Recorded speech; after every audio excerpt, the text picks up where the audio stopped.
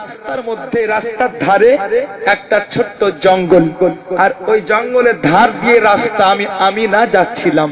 দেখলাম কি, বিশ্ব নবীর মা আমিনা বলে, আমি দেখলাম একটা বাঘ দৌড়িয়ে আসলো, আর ওই বাঘটা দৌড়িয়ে এসে হরিণের গালে চুমু দিল, আর হরিণ দৌড়িয়ে আসলো, আর হরিণটা দৌড়িয়ে এসে বাঘের গালে চুমু দেয়। জোরে বলেন সুবহানাল্লাহ, সুবহানাল্লাহ। আশ্চর্য কিছু শুনলে সুবহানাল্লাহ বলতে হয় না বাবা?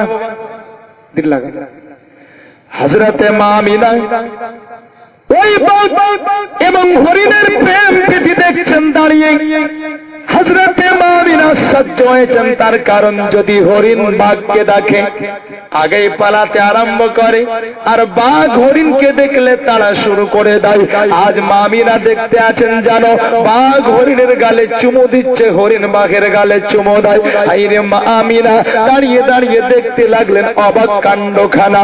হঠাৎ যেন ওই বাঘ এবং হরিণ সম্মিলিত ভাবে মা আমিনার দিকে আস্তে আস্তে আপনার এগিয়ে চলে আসে। হযরতে মা আমিনা চিন্তা করলেন, মনে হয় আমাকে ভক্ষণ করে নেবে। হযরতে মা আমিনা এবার একটা পা করে পিছাতে আরম্ভ করেছেন। বিরাদার, বিশ্ব নবী দয়ার নবী বিশ্ব নবীর মা আমিনা যেমন পিছাতে আরম্ভ করলেন, যেন আপনার ডাক দিচ্ছেন মানুষের ভাষায়, যেন ডাক দিতে আছে বনের বাঘগুলো, যেন ডাক দেয়, ও গো মা আমিনা, একটু দাঁড়িয়ে যাও গো মা, একবার তোমার কদমে আমাদের চুমা দিতে দাও।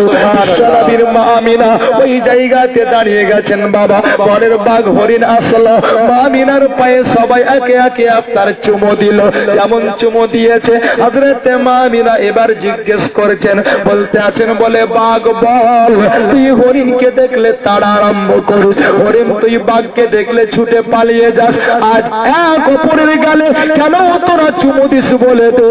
আর আমি আমিনা অনেকদিন এই রাস্তা দিয়ে জঙ্গলের ধার দিয়ে গিয়েছি, জীবনে কোনোদিন তোরা আমার পায়ে চুমা দিসনি, আজকে কেন চুমু দিলে একটু খুলে বলে দে।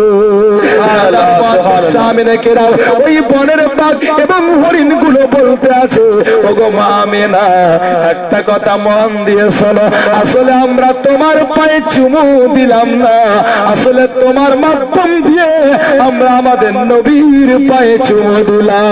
সুবহানাল্লাহ, সুবহানাল্লাহ, মুহাব্বত বলে সুবহানাল্লাহ। যেই রাত্রিতে নবী আসেন মায়ের পেটে, আসমানে সিদরাতুল মুনতাহায় দাঁড়িয়ে ফেরেশতা জিবরিল এলান করলেন, ঘোষণা করলেন। আসমানের ফেরেশতা শুনেছিল, আর জমিনের বুকে যতগুলো চতুষ্পাদ জানোয়ার ছিল সবাই শুনেছিল। উঠে দেখুন সিরাতের কিতাব, কয়েকটা কিতাবে আপনি প্রমাণ পেয়ে যাবেন। মুআজ্জাজ হুমিলা বিরাসূলিল্লাহ রাব্বিল কাবাতে ওয়া হুয়া ইমামুদ দুনিয়া ওয়া সিরাজু আহলিহা। মুআজ্জাজ সামিনে কেরাম, হযরত মা আমিনা বলেন, বলে, বাঘ তুই কেমন করে জানলি? বাঘ বলতে আছে, গো আমিনা, সেই রাত্রিতে বিশ্ব নবী আপনার গর্ভে এসেছে, আল্লাহর হুকুমে পূর্ব থেকে পশ্চিম, উত্তর থেকে দক্ষিণ সারা পৃথিবীর জানোয়ার খবর পেয়ে গেছে আজ নবী এসেছে মায়ের পেটে। সুবহানাল্লাহ, সুবহানাল্লাহ। ওই নবী আকা মুস্তাফা সাল্লাল্লাহু আলাইহি ওয়াসাল্লাম দুনিয়াতে আসবেন, বাকি আছে মাত্র 55 দিন। ধারাবাহিক শোনাতে পারবো না, জীবনী নয়, এটা মাহফিল আলাদা। নবী আসবেন দুনিয়াতে 55 দিন বাকি। কয়দিন বাকি বাবা? 55 দিন বাকি। একটা ঘটনা ঘটেছিল, সবার শোনা, শোনার মধ্যে ইনশাল্লাহ কিছু দেব, মনে রাখবেন। বিরাদার, ঘটনা কি ঘটলো? বিশ্বনবী আকা মুস্তাফার দাদু হযরতে আব্দুল মুতাল্লিব একদিন আমিনাকে ডাকলেন, আর আমিনাকে ডাকার পরে বলতে আছেন, আমিনা, আজকে একটু আমার সঙ্গে একটা জায়গা চলো। আমিনা বলতে আছেন, আব্বা কোথায়? হযরতে আমিনা আব্দুল মুতাল্লিব বলেন, মা, আমি যাব যেথায়। মুআজ্জাজ আব্দুল মুতাল্লিবের সঙ্গে নবী মাতা আমিনা চলতে আরম্ভ করলেন। পৌঁছালেন কোথায়? আল্লাহর ঘর কাবায়। ফিতিয়ে গেছে? সুবহানাল্লাহ মাঝে মধ্যে বলতে থাকবেন, এতে আমারও লাভ, আপনাদেরও লাভ। লাভ কি কি ওটা একটু পরে মন হলে শোনাবো। জোরে মহব্বতে বলে দেন সুবহানাল্লাহ।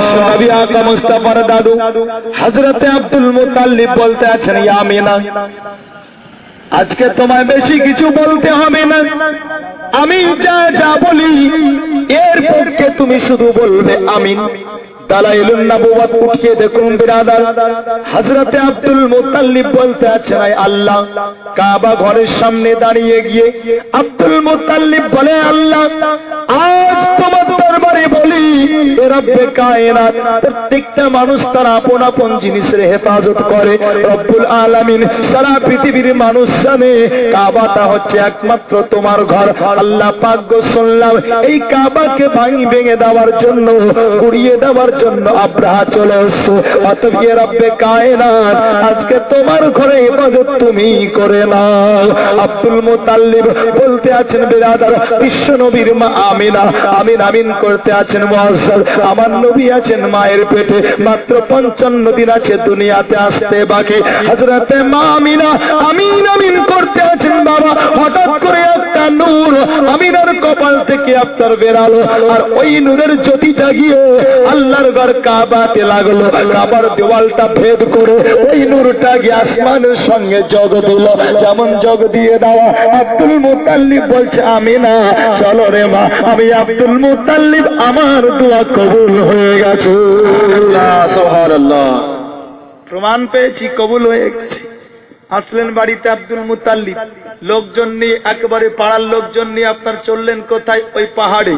শুনেছেন না বাবা, কাবা ঘর ভাঙতে এসেছিল আব্রাহা, জোরে বলুন হ্যাঁ কিনা?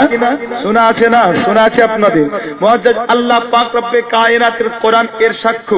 মুআজ্জাজ আল্লাহ পাক এই আব্রাহাকে ধ্বংস করার জন্য, তার সেনাকে নিস্তে নাবুদ করার জন্য আল্লাহ কি করলেন বিরাদার? তো আল্লাহর কোরআন উঠান, আল্লাহ বলছেন, আলাম তারা কাইফা ফাআলা রাব্বুকা বিআসহাবিল ফিল। আল্লাহ বললেন কি বলে, আবাবিল যা আর আব্রাহাকে ধ্বংস করে দে। জোরে বলে।